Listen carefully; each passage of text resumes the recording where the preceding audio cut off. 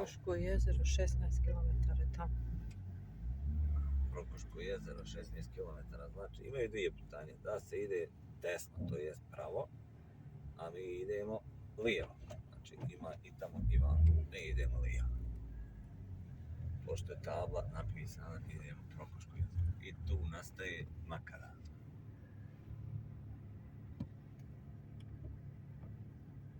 Super, 16 km makadama.